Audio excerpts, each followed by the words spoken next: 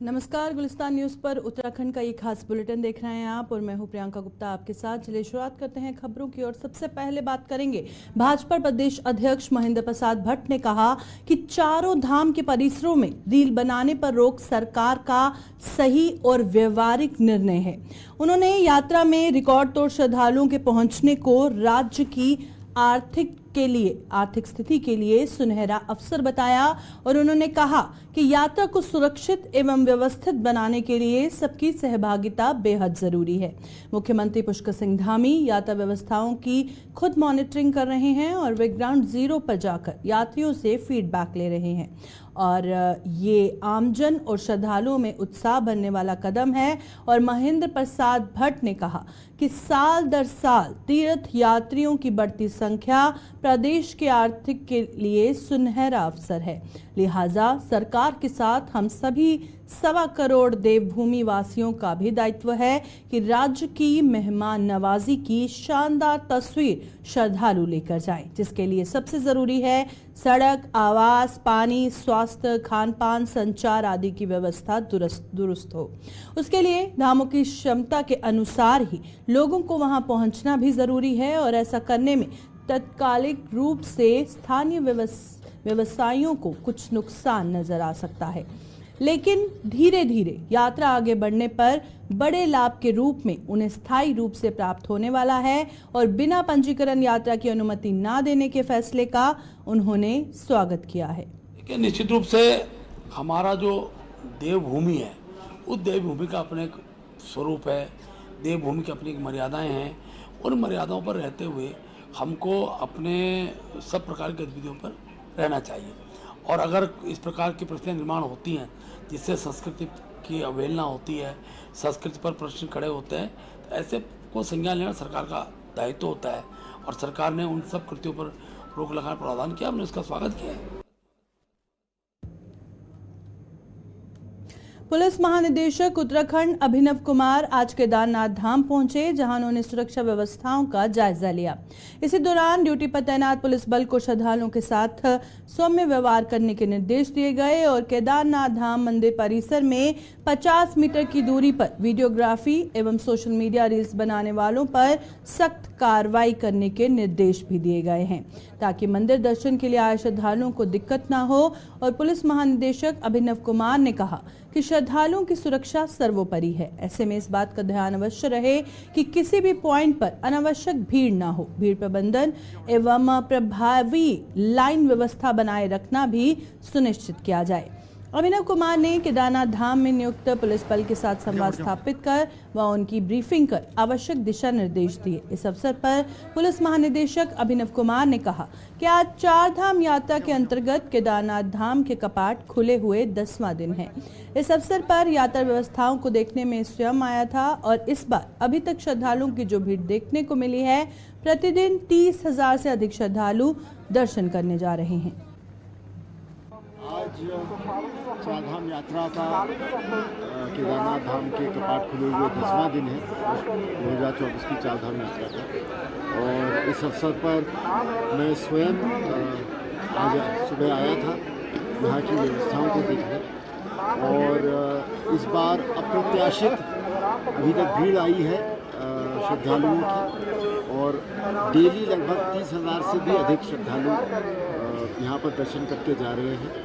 और निश्चित रूप से ये यहाँ पर जो भी मंदिर की सारी व्यवस्था से जुड़ी हुई सारी एजेंसीज हैं, चाहे वो बद्री केदार मंदिर समिति हो, जिला प्रशासन हो, पुलिस विभाग हो, हमारा NDRF हो, SDRF हो, ITBP है और जितने भी स्वास्थ्य विभाग है, पर्यटन विभाग है, सूचना विभाग है, उनकी सारी टीम जिस तरह से तालमेल के साथ काम कर रही है, मेरे ख्याल से ये बहुत एक अच्छा उदाहरण है कि किस तरह से सरकार के सभी अंग मिलकर जब काम करते हैं तो एक अच्छे बड़े कार्य को अंजाम देते हैं। और आने वाले दिनों में भीड़ के दबाव को देखते हुए हमारी कोशिश रहेगी कि यहाँ पर जो पुलिस व्यवस्था है उसको और सुदृढ़ किया जाए और यात्रियों के लिए हम और बेहतर व्यवस्था दे सकें। रुड़की के लंढोरा में पूर्व अध्यक्ष द्वारा दिल्ली सेंट्रल गवर्नमेंट से योजना को पास करवाया गया, जिसमें 264 गरीब बेसहारा लोगों के लिए आवास स्वीकृत किए गए, जिसमें पानी, सीवर लाइन, लाइट आदि सभी सुविधाएं दी जानी थी, मगर आज तक इसमें सिविल लाइन, पानी, बिजली जैसी कोई सुविधा नहीं दी गई। कॉलोनी में रहे गरीब मजदूर लोगों का कहना है कि जब तक शहजाद अध्यक्ष का कार्यकाल रहा तब तक कोई भी कर्मचारी लंढोरा नगर पंचायत का हमसे किराए के नाम पर पैसे मांगने नहीं आया, लेकिन जनवरी माह से ही लंढोरा नगर पंचायत का कर्मचारी किराए के नाम पर हम सभी लोगों से 500 रुपये आवास का किराया वसूल करता है और धमकी देता है कि अगर आप पैसे नहीं दोगे तो आपका सामान बाहर निकाल कर फेंक दिया जाएगा। किराया वसूलने के बारे में जब लंढोरा नगर पंचायत के ईओ से पत्रकारों द्वारा बातचीत की गई तो उन्होंने कहा कि मैं तो अभी आया हूं, हो सकता है कि ये सब पहले बोर्ड की बैठक में तय हुआ हो और मेरे यहाँ आने से पहले से ही यहाँ के कर्मचारी राजेंद्र कुमार द्वारा किराया वसूल जाता रहा है और मैं ये सब नगर पंचायत कार्यालय से जानकारी करूंगा कि किसके आदेश से ये किराया वसूला जा रहा है और सुविधाएं को लेकर वहां पर जांच करवाई जाएगी। जब मैं आया तो मुझसे पूर्व ही यहाँ जो कर्मचारी हमारा राजेंद्र कुमार है, उसके द्वारा ही वहाँ क्वार्टर्स में किराया वसूलने हेतु जाते रहे हैं। आज भी जैसा रहा कि उनके द्वारा कहा गया कि सर जो भी बकाया है मैं उनसे किराया वसूलने जा रहा हूँ, तो ये प्रक्रिया पूर्व से ही लागू थी। रही बात उसकी कि ग्रामीणों का जो वहाँ पे किराएदार है उनकी ये कहना है कि वहाँ पे कोई सुविधा नहीं है, तो उसके तहत नगर पंचायत उसमें जांच करा के और जो भी सुविधाएं हैं उनको पूरा करेगी। और जो किराया उसमें पूर्व से ही वहां पे आरोपित किया गया है किराएदारों पर, तो इसकी जांच की जाएगी कि वो किस तरह से लागू किया गया। हो सकता है उसमें बोर्ड द्वारा सहमति बन के वो किराया उनके लिया जा रहा होगा। ये चीजें मैं मालूम करूंगा कार्यालय से कि क्या किस आदेश के अनुसार या किस बोर्ड के आदेश के अनुसार उनसे किराया वसूला जा रहा है। सुविधा के लिए पहले जांच की जाएगी कि कौन कौन वहां पे जो लाभार्थी रह रहे हैं, उनकी एक सूची बनाई जाएगी, उसके उपरांत ही कुछ कहना संभव हो पाएगा। इनसे जबरदस्ती वसूली करी जा रही 4 साल से। 4 साल से? हाँ, 4 महीने से इनसे जो जबरदस्ती वसूली करी जा रही, ये मामला बहुत गंभीर है। ये प्रधानमंत्री 2010 में जो राम कुमार चेयरमैन थे, पूर्व चेयरमैन 2010 में, उसको ये दिल्ली सेंट्रल गवर्नमेंट से योजना को मंजूर करा के लाया था और ये इसमें 2 से 64 लोगों के नाम भी स्वीकृत हुए हुए थे, जिनके नामों पे ये बिल्डिंग तैयार हुई है। उन्होंने ना किसी को आवंटन करी नहीं, सबने हैंड ओवर कर ली, सारी अधूरी, ना कहीं इसमें बरात घर है, ना टंकी चालू है, किसी किस्म की कोई सुविधा नहीं, अधूरा काम है सारा, ना बिजली है। परेशानी ना तो लाइट नहीं है यहाँ से सही, ना वो है लाइट, ना वो है पानी, यहाँ कुछ नहीं है, कोई परेशानी, सारी परेशानी। तांबे की तरफ देखो, मरीज भी जाकर कैसे पिंगल रहा, बीमार है, देखो जाको, अगर झूठ बोल रही हूँ तो ऐसे पिंगल रहा जैसे कोई तांबा पिंगला करो, ऐसा हालत हो रही है। अजी कहीं की भी नहीं, कोई कुछ भी तो नहीं। अजी जंगल में जाओ, बता क्या करो फिर अपना, फिर थोड़े ग्रुप के कौन बैठन दे, खुले में सोच करने जाना पड़ता है। अजी खुले में तो नहीं जाओ तो बैठन कर देता कोई, परेशानी तो बहुत है। हाँ, और फिर मांगो किराया कहाँ से दो, बता गरीब आदमी, यहाँ खाने का है नहीं। गर्मी पर तो बीमार हो रहे हैं, अभी दुख में आई, उसको चला भी नहीं जा रहा मेरे पे। किराया वसूल भी किया जा रहा है? हाँ, अभी 500 रुपया ले रहे। पता कौन है, रसीद तो मेरे पता नहीं चल रही, फ्लैश के पैप भी सारे टूटे पड़े, कुछ नहीं है। हम लंढोरा के आने वाले हैं। वोट आते हैं आपके? जी डालते हो? जी डालते हैं। कब से आ रहे हैं? 12 साल हो गए मुझे यहाँ रहते हुए, 2 दफे चेयरमैन मैंने बना दिया यहीं पर रहते 5 साल में चेयरमैन का इलेक्शन आता है। यानी कि आपने 2 बार वोट दिए, 2 योजनाओं में? जी, अब की 30वीं योजना है। और जो समस्या किस तरह की आपके सामने है? यहाँ समस्या लाइट की, पानी की, हर चीज़ की समस्या है, कोई समस्या हल नहीं होती। शौचालय वगैरह कुछ नहीं चल रहा, जंगल में जाते हैं बच्चे भी बड़े भी। कितने लोग यहाँ पर है, कितने परिवार हैं? कम से कम रह रहे होंगे यहाँ 50 परिवार। जी। कितना समय हो गया? किसी को 5-7 साल हो गया, मैं अपने बता रहा हूँ, मुझे 12-13 साल हो गए यहाँ रहते हुए। अभी जो एक मामला सामने आया है, नगर पंचायत का कर्मचारी आकर किराया मांग रहा है, क्या है पूरा मामला?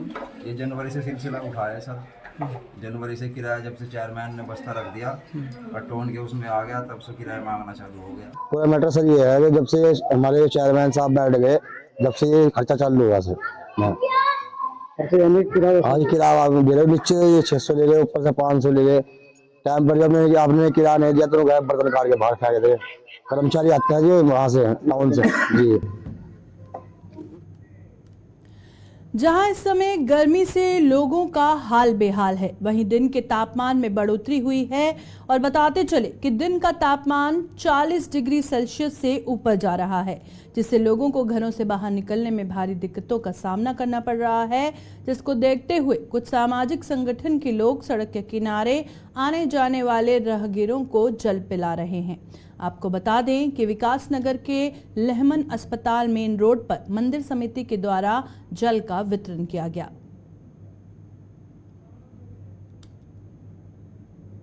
गर्मी के तापमान को देखते हुए हमने ये ग्राम सभा एटनबाग मंदिर समिति की ओर से जल वितरण की पहल की है और हम चाहते हैं कि गर्मी का प्रकोप बहुत ज़्यादा बढ़ता, दिन प्रतिदिन बढ़ता जा रहा है, यात्रियों को असुविधा हो रही है, जिसके कारण कोशिश की है, पहल है, हो सकता है जितना हमारे से हो सके हम उतना करेंगे, बाकी प्रशासन अपनी ओर से करेंगे। क्या मानते हैं यहाँ से एटनबाग अपने लेमन से वहाँ तक कोई पानी की व्यवस्था है कहीं? इसके बीच में अभी तक कोई व्यवस्था नहीं है, आगे बाजार में हो तो हम कह नहीं सकते, जा नहीं पाए, लेकिन हम तो सुबह से अपने ही कार्यक्रम में लगे हुए। लेमन हॉस्पिटल चौक पर ये गर्मी के मौसम को देखते हुए ये रखा गया है प्रोग्राम कि यहाँ पे जो गर्मी का तापमान बहुत ज़्यादा बढ़ा हुआ है, यात्रियों को पीने का पानी मिल जाए और उनकी संतुष्टि हो, बस यही कहना चाहूँगा। गर्मी इतनी बढ़ती जा रही है, 43-44 डिग्री तापमान हो रहा है, इसी के परफेक्शन में ये रखा गया है प्रोग्राम। और ये लड़के जितने भी यहाँ पर लग रहे हैं, ये बहुत ही मेहनती और ईमानदार है। इस एरिया में जो पहला ही प्रोग्राम है, पहल की गई है और हम ये चाहेंगे। रामनगर पहुंचे प्रदेश के head of forest Dhananjay Mohan ने कॉर्बेट पार्क का दौरा किया और इसी दौरान उन्होंने कुमाऊं के सभी अधिकारियों के साथ बैठक की और वनाग्नि की घटनाओं को लेकर चर्चा की। उन्होंने अधिकारियों से वनाग्नि से निपटने के निर्देश दिए और बैठक के बाद मीडिया को संबोधित करते हुए हेड ऑफ फॉरेस्ट ने कहा कि वनाग्नि की घटनाओं से निपटने के लिए विभाग पूरी तरह से कार्य कर रहा है। पूरे वन विभाग के अधिकारी और कर्मचारी मुस्तैद हैं। उन्होंने कहा कि प्रदेश में अब तक 425 से ज्यादा लोगों पर वनाग्नि की घटनाओं को अंजाम देने के आरोप में FIR दर्ज की गई है। के नियंत्रण के लिए हम पूरी तरह से सजग हैं। हमारे करीब 1400 से अधिक क्रू स्टेशंस हैं जहां पे हमारा स्टाफ और जो हम फायर वॉचर 4000 से ऊपर फायर वॉचर्स हमने इंगेज कर रखे हैं फायर सीजन के लिए, तो उनकी टीमें तैयार रहती हैं और जैसे ही हमें सुबह सैटेलाइट अलर्ट मिलता है अर्ली मॉर्निंग में, तो हमारी टीमें उन लोकेशंस की तरफ बढ़ जाती हैं और आग पे नियंत्रण पाती हैं। अगर क्षेत्र दुर्गम है तो थोड़ा समय ज़्यादा लगता है, आग बड़ी है तो समय ज़्यादा लगता है, अन्यथा हमारी कोशिश रहती है 1-2 घंटे में हम इस आग पे नियंत्रण कर लें। इसके अलावा क्योंकि आग जो लग रही है वो मुख्यतः मानवीय कारणों से ही लगती है और कई बार एक्सीडेंटली और कई बार जानबूझ के, तो खासतौर से जो शरारती तत्व आग लगा रहे हैं उनके खिलाफ हम कड़ी कार्रवाई कर रहे हैं। 425 से ज़्यादा केस बुक हुए हैं और जिसमें से कई नामजद भी हैं। 70 से अधिक लोगों के खिलाफ नामजद केस बुक किए गए हैं और ये हम कार्रवाई कर रहे हैं ताकि दूसरे लोगों को भी सीख मिले कि इस तरह की कार्रवाई नहीं करनी है, क्योंकि अगर लोग आग नहीं लगाएंगे तो आग बिल्कुल नहीं लगेगी। तो ये एक बहुत महत्वपूर्ण चीज़ है। तो करणप्रयाग नगर पालिका क्षेत्र के वार्डों में इन दिनों गुलदार का आतंक छाया हुआ है और गुलदार के आतंक के चलते गुलदार को पकड़ने के लिए वन विभाग को अब अनुमति भी मिल चुकी है। SDO बद्रीनाथ प्रियंका सुरली ने नेतृत्व में वन विभाग की टीम द्वारा गुलदार को पकड़ने के लिए नगर पालिका के कोषतन में पिंजरा लगा दिया और गुलदार की गतिविधियों पर नजर रखने के लिए ट्रैप कैमरे में लगा दिए। और CDO बद्रीनाथ प्रियंका सुरली ने बताया कि गुलदार को पकड़कर अन्य वन क्षेत्र में छोड़ दिया जाएगा और अगर गुलदार बूढ़ा या फिर घायल हो तो उसका रेस्क्यू सेंटर भेजा जाएगा। मामला ये है कि ये अटैक शुरू हुआ है परसों 16 तारीख से। तो 16 तारीख को पहला अटैक हुआ था जिसमें कि एक टीन शेड में 2 बछड़े थे, तो उसको उसने मार दिया था। तो उसके बाद हमने सोचा कि हम कैमरा ट्रैप लगा के उसका मूवमेंट ट्रैक करते हैं कि वो गुलदार वाकई में वहाँ पे है या नहीं। तो ये जानने के लिए जैसे हम कैमरा ट्रैप लगाने गए तो वो गुलदार अंदर ही बैठा हुआ था और उसने हम पे अटैक करने की कोशिश भी की, बट हम बच के आ गए। तो रात भर हमने अपना स्टाफ वहाँ गश्त के लिए छोड़ा। अगले दिन यानी कि परसों कल दोबारा एक अटैक हुआ, तो उसमें उसने एक और बछड़े को मारा है। तो उसके बाद हमने अपना लेटर आगे फॉरवर्ड कर दिया था कि हमें पिंजरा लगवाना है, यहाँ पे लोगों को एक तो आने जाने का रास्ता है, बच्चों के लिए खतरा है, और ये दिन दहाड़े अटैक हुआ था। उसके बाद आज हमारा ये तीसरा अटैक हुआ है जिसमें कि ये पिंजरा हम लगाने वाले हैं और मोस्ट प्रोबेबली ये गुलदार इसमें फंस जाएगा। यहाँ पर रुकेंगे एक छोटे से ब्रेक के लिए।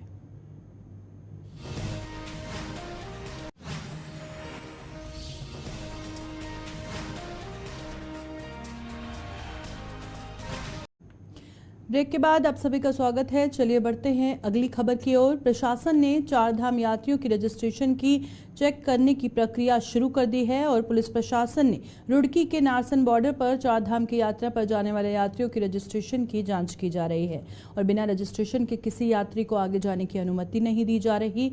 और पुलिस ने नारसन बॉर्डर पर एक दिन में 500 से अधिक रजिस्ट्रेशन को चेक किया। चेकिंग के दौरान टैक्सी व बसों की लंबी कतार देखने को मिली है।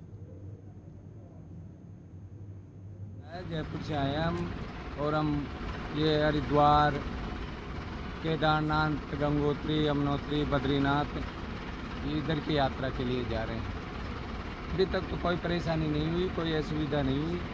अभी चल के आई है। कितना समय? अभी 10 मिनट हुए हैं।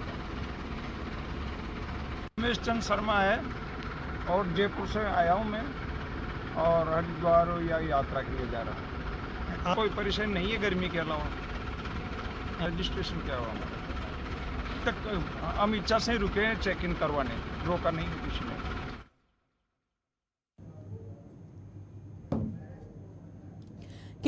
केदारनाथ यात्रा पर आया श्रद्धालु मंदाकिनी नदी में नहाते समय नदी के दूसरे छोर पर फंस गया, जिसके बाद तत्काल सूचना मिलने पर एसडीआरएफ टीम मौके पर पहुंची और यात्री का सकुशल रेस्क्यू किया। जान बचाने के बाद यात्री की ओर से एसडीआरएफ टीम का आभार जताया गया।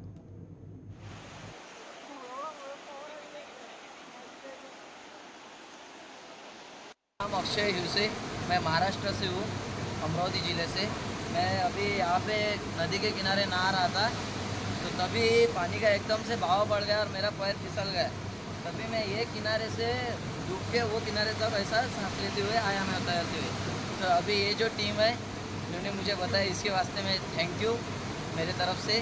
और सभी सर ने बहुत मेहनत की मेरे वास्ते, उसके वास्ते थैंक यू।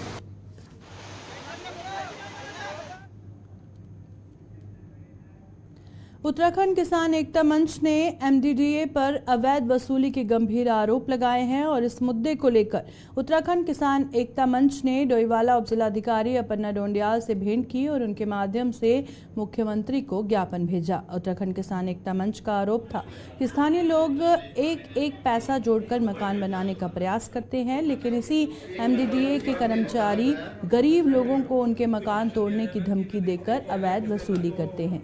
क्षेत्रीय ग्रामीणों के साथ उत्तराखंड किसान एकता मंच ने मुख्यमंत्री से कार्रवाई की मांग करते हुए धमकी दी कि अगर एमडीडीए पर कार्रवाई नहीं की गई तो वे जन आंदोलन करने पर मजबूर हो जाएंगे। कई दिनों से कई जगह से, चाहे रानी पोखरी का क्षेत्र हो, धूर्ती का क्षेत्र हो, डोईवाला के आसपास तमाम क्षेत्रों से कई जगहों से शिकायतें आ रही हैं कि एमडीडीए के कर्मचारियों द्वारा लगातार कोई भी व्यक्ति, चाहे पुरुष सैनिक हो, छोटा किसान हो, गरीब वर्ग का हो, छोटा अगर मकान बनाता है तो उनको पीड़ित किया जाता है। मकान को तोड़ने की दी जाती है धमकी, या फिर किसी प्रकार से उनको समय दिया जाता है कि आप आइए ऑफिस में मिलिए। उस प्रकार से उनसे भ्रष्टाचार के रूप में कुछ ले लिया जाता है। तो हमारा ये सीधा संदेश है कि डबल इंजन की सरकार है हमारी। अगर इस प्रकार के हमारे कानों में कहीं से भी वार्ता आई या बात आई तो हम इसको बर्दाश्त नहीं करेंगे और ना ही ऐसे अधिकारी को हमको आवश्यकता है। इस क्षेत्र में कोई भी व्यक्ति मकान बनाता है, छोटा मकान, पुराने लोग हैं हम यहाँ के, अगर 2.5 बिस्से 3 बिस्से में मकान बनाता है तो उसको तंग ना करें, उनको बनाने दें मकान। ये नियम, कोई 10 फुट की सड़कें हैं, पहले से पुरानी सड़कें हमारी, 15 फुट की सड़क है, पुरानी सड़क है, 40 फुट की 50, 60, 70, 80 फुट की सड़कें नहीं है गांव देहातों में, तो इसलिए उनको तंत्र ने चेतावनी दिया है। इसके बावजूद भी अगर शिकायत आई तो इसके लिए बहुत बड़ा आंदोलन करने को हम लोग बाध्य न करें। इसलिए एक हमने इसी प्रकार आंदोलन 2002 में हमने कार्यालय में करा था देहरादून, तो उस टाइम विधायक जी हमारे त्रिवेदी जी थे, उस समय हमने आंदोलन करा था। और यही स्थिति अगर आज और आई दोबारा से, तो डोईवाला के जितने हमारे आसपास के हैं, भारतीय जनता पार्टी चाहे किसान, सभी हम मिलजुल करके फिर हमें बाध्य ना होना पड़े आंदोलन करने के लिए। धन्यवाद। हम यहाँ पर अपने किसान सैनिक एकता मंच के लोग के माध्यम से और स्थानीय जनप्रतिनिधियों के माध्यम से, उनमें सभासद भी थे, कुछ प्रधान थे, क्षेत्रीय सदस्य थे, सभी ने एक मांग पत्र हमने माननीय एसडीएम महोदय को दिया है, जिसमें हमने दिखाया कि क्षेत्रीय जनता MDDA मसूरी देहरा विकास प्राधिकरण के भ्रष्टाचार से बहुत परेशान है।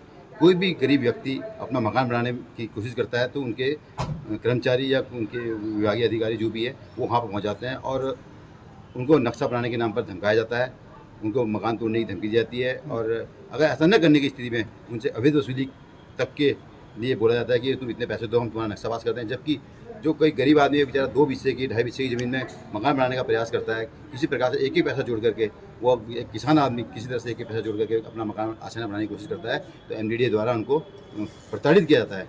यदि कोई व्यक्ति अगर नक्शा पास भी कराता है, थोड़ा सा अगर उनका कोई जैसे जिन्ना या सीढ़ी बाहर निकल जाती है, तो उनसे भी उनके जो दलाल हैं उनके माध्यम से वो लोग उनको परेशान करते हैं कि हमें इतने पैसे दो और हम तुम्हें परेशान नहीं करेंगे। तो हमारा यही निवेदन है SDM महोदय से कि माननीय मुख्यमंत्री जी को हमारी समस्याओं से, क्षेत्रीय समस्या से अवगत कराया जाए और क्षेत्र से MDDA को समाप्त किया जाए, जिससे क्षेत्रीय जनता राहत महसूस कर सके। उन्होंने लेटर दिया है, ज्ञापन दिया है, उसके परिप्रेक्ष्य में हम लोग एक बार जांच करेंगे। साथ में हम MDDA के जो AE और JE हैं, जो लोकल क्षेत्रीय स्तर में यहाँ पे डेप्यूटेड हैं, उनसे भी एक बार वार्ता करेंगे कि क्या इश्यूज ग्राउंड में आ रहे हैं। इसके अलावा उनके जो ज्ञापन है वो मान्य।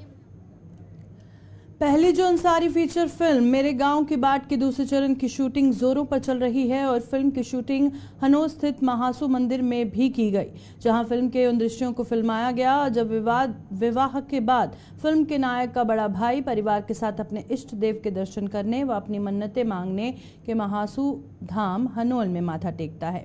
फिल्म के क्रिएटिव डायरेक्टर KS चौहान ने कहा कि जौनसार बाबर ही नहीं बल्कि जौनपुर रवाई व हिमाचल के लोगों की महासू देवता के प्रति अगाध श्रद्धा है, इसलिए लोग हर पावन अवसर पर यहां पर आते हैं। उन्होंने कहा कि जौनसारी फीचर फिल्म मेरे गांव की बाट के गीतों के अधिकार शूटिंग बाबर क्षेत्र में हो रही है और चौहान ने कहा कि जौनसार बाबर में फिल्म बनाने का उद्देश्य यहां के अत्यंत सुंदर स्थानों को प्रसारित करना है, जिससे तीर्थाटन और पर्यटन बढ़ेगा, साथ ही स्थानीय लोगों को रोजगार के अवसर भी उपलब्ध होंगे। स्थानीय लोगों में इस फिल्म को लेकर भारी उत्साह है और लोगों ने फिल्म निर्माता का आभार जताया है।